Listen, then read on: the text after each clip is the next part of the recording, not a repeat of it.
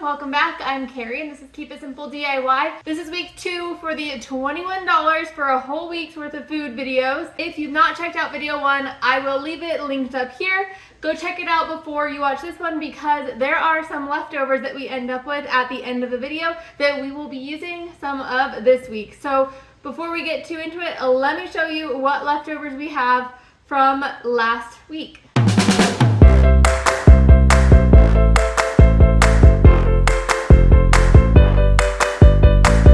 Alrighty, some exciting news. We have some food in the pantry. Let's review the food that we have. The first thing we have is a container of salt, almost a whole thing of salt. And if you're anything like me, it takes forever to go through one of those. So we've got salt. We also have some ketchup, so that's good. Our first condiment in the pantry. It's almost full still. We didn't use very much of it last week. And then we also have a half a box of pasta, a half a bag of beans, any kind of beans. The picture shows black beans, but if you remember from last week, it was whatever kind of beans you wanted. And then we also have a half a bag of rice. We need to do some shopping. Last week's groceries were from Target. This week's groceries are from King Soopers, which is Kroger. So I will pop up the list of all the groceries and we will go through each one. So I'm going to pop myself behind the grocery list and explain each ingredient and all the meals that we have. And then we will come back together to make the shepherd's pie once we've gone through the full list of meals. Coming in with a subtotal of $24.90 where food does not get taxed.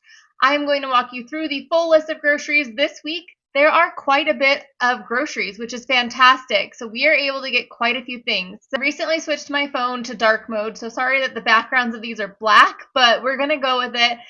The first item on the list here is the ground beef. Kroger had ground beef on sale, $3.99 per pound for the 93.7.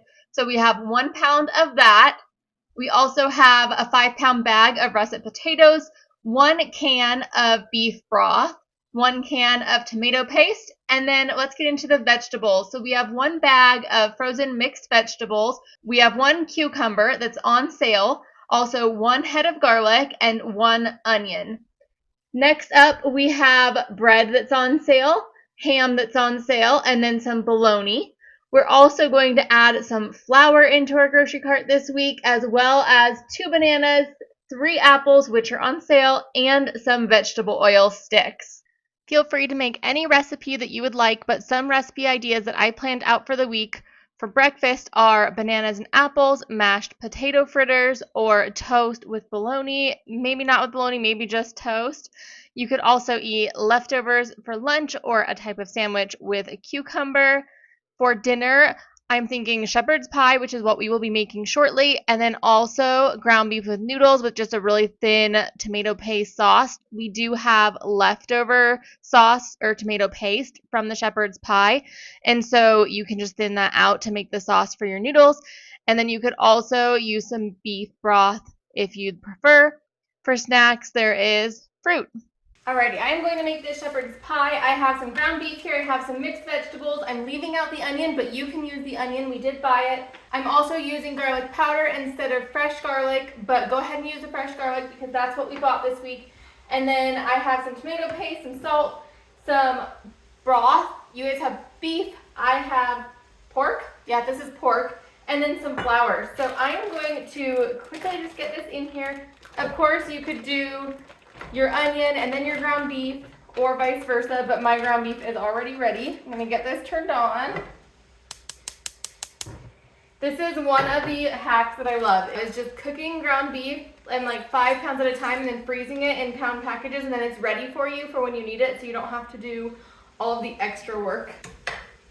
I'm going to let the meat heat up for a while, then we will add our water and broth, and I'll actually add some salt and garlic powder now.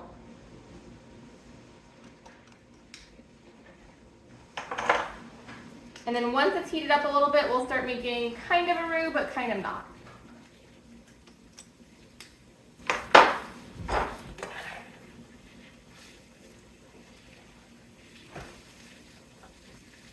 Some of these pieces are still a little bit frozen, so it'll take them a minute.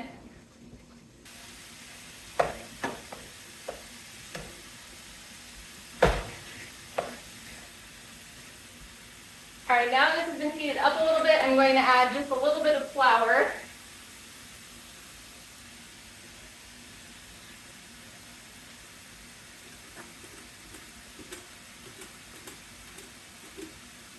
maybe like 2 tablespoons. I was fully expecting a bunch to just dump out there.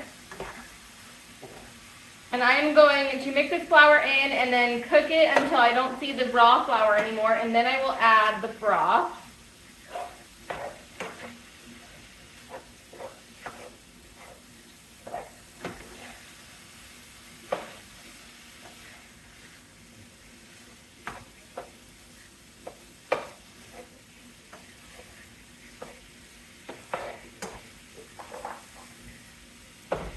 If you have pepper, like a little packet from a restaurant or something, you can use that. If not, leave it out. I'm not the biggest fan of pepper, so I only use a little teeny tiny bit.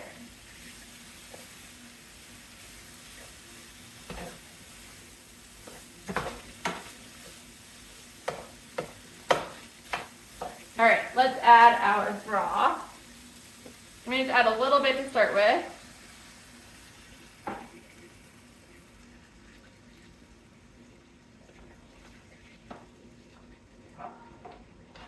I think as I add that broth, I'm going to add a little bit of this tomato paste in as well.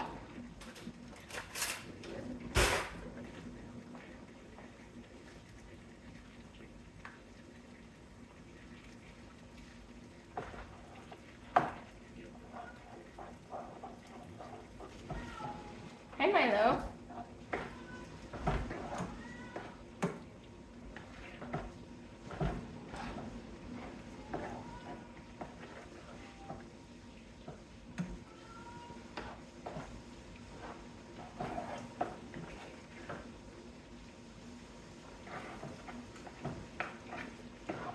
I'm going to add a little bit more of the broth. We might not need all of it. We'll see.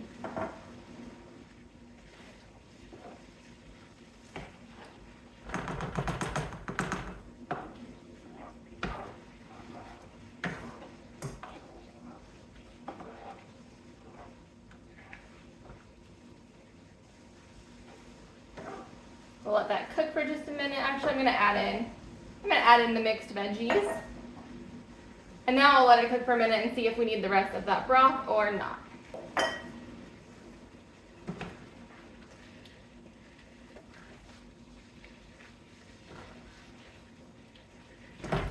A meal like this, you can really customize it. I mean, I'm substituting out garlic powder for garlic. I'm substituting out the kind of broth. I'm substituting out the veggies. Use what you have. I'm gonna add the rest of that. And it'll always turn out.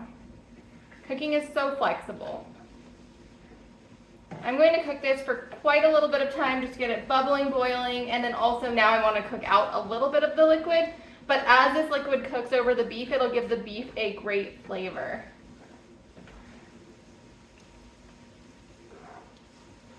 This has simmered for quite a while, maybe 10-15 minutes, and now most of the liquid's out, but it still has a little bit of liquid. I'm going to transfer it into this dish, and then I'm going to add the potatoes on it. You could, of course, cook your own mashed potatoes if you don't have leftovers. I have leftovers. It's possible you might have leftovers from the bag of potatoes that we bought. Let's see. All right. So that's in there nicely. Let's grab the potatoes. And I'm not somebody who really cares about making it look super pretty, so I'm just gonna throw them on there.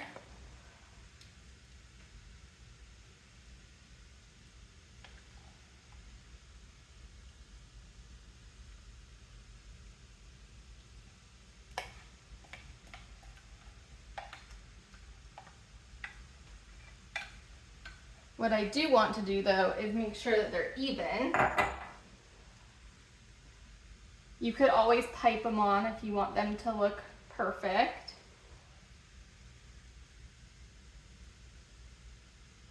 And I have the oven preheated to 425. You could just put it on broil, but I'm going to actually put it in the oven. I'm going to put a sheet pan underneath it just in case. So let me see, is there one in there? Yeah. That in here, oh, down there. And I'm going to put this in for just, I don't know, till it's browned.